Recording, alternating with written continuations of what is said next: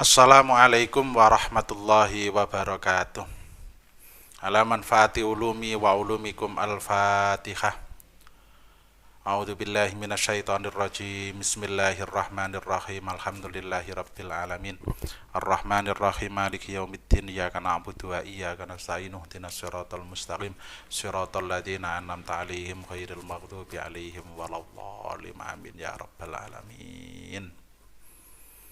Bab yang kedua, nak, ini banomnya NO, badan otonomnya NO. Ini banom yang paling cocok untuk kalian, namanya IPNU dan IPPNU, Ikatan Pelajar Nahdlatul Ulama, Ikatan Pelajar Putri Nahdlatul Ulama. Ya, kita pelajari bersama ya.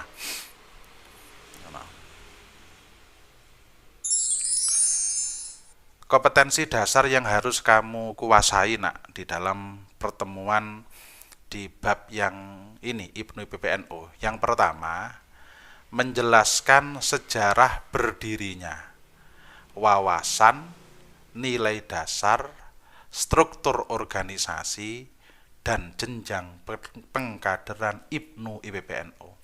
Kamu harus tahu, harus betul-betul memahami ini. Yang kedua, menjadi anggota IPNU IPPNU. Kamu ya baru berhasil ini. Ngerti tok ora dadi anggota ya iman. Maka setelah kamu paham, kamu menjadi anggota IPNU atau IPPNU. Sing lanang IPNU, sing wedok IPPNU. Loh Pak, di mana? Termasuk di sekolahanmu bisa nanti. Nanti ayo dijelaskan bersama-sama di rungok nih. Ini peta konsepnya, nak. Peta konsepnya ini banyak yang kita pelajari di sini. Saiki sejarah pembentukan IPNU IPPNU. Tahun 1373 Hijriah. Atau bertepatan dengan 1954 Masehi, kurang lebih ya hampir 10 tahun lah setelah merdeka. Merupakan titik awal perjalanan generasi muda NU yang tergabung dalam IPNU. Jadi ini IPNU-nya. Tapi sebelumnya, sebelum terbentuk IPNU ini, sebenarnya kegiatan pemuda NU sudah ada di tempatnya yang berbeda-beda. Tapi secara organisasi IPNU itu ya tahun-tahun itu mulai ada. Kalangan pemuda NU di pesantren atau di pedesaan sebelum ada IPNU loh, nah ini ya, sudah melakukan rutinitas keagamaan sampai sekarang. Ada tahlilan, yasinan, tibaan, berjanji, rodat, macam-macam. Nah, itu sebenarnya sudah ada. Sudah ada. Resminya baru ada IPNU IPPNU. Yang lebih terorganisir, dari organisasi itu juga sudah ada sebelum IPNU. Di salah satunya, Samrotul Mustafidin di Surabaya. 1936, ini belum merdeka Indonesia. Persanu, lo kok O? Iya, ejaan lama. Persatuan Santri Nahdlatul Ulama. Ulama itu dulu ulama, makanya Persanu. Tahun 1945. Persatuan Murid NU di Malang. Ijtima'ut Thalabiyah di Madura. Jadi sudah ada, nak, sudah ada. Ini yang organisir, nak ya. IPNU, Ijtimatut Thalabah NU, berarti ulama ya. Ada Perpenu, ada IPNU, ada IPNU, tadi IPNU ya. Ini berbagai organisasi sebelum adanya IPNU. Jadi sudah berkembang. Nah, ini secara organisasi. IPNU secara resmi berdiri tanggal 24 Februari 1954. Bertepatan dengan tanggal 20 Jumadil Akhir 1373 Hijriah dalam penyelenggaraan konferensi besar Ma'arif seluruh Indonesia di Semarang. Jadi ini acaranya Ma'arif aslina. Lah di situ tercetuslah membentuk namanya IPNU. Pelopornya karena di Semarang kebanyakan adalah pelajar Yogyakarta, Semarang, Surakarta, atau mungkin lebih terkenal Solo. Solo itu yang memang kota-kota terbesar di Jawa Tengah ya.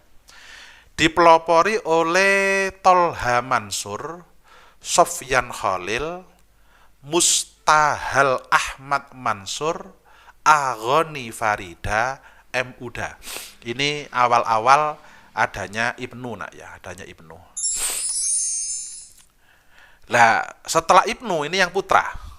IPPNU berdiri pada tanggal 2 Maret 55. Bertepatan dengan tanggal 8 Rajab 1374 Hijriah. Dalam penyelenggaraan Kongres pertama IPNU di Malang. Jadi IPNU itu lahir, kongresnya Ma'arif, IPNU lahir.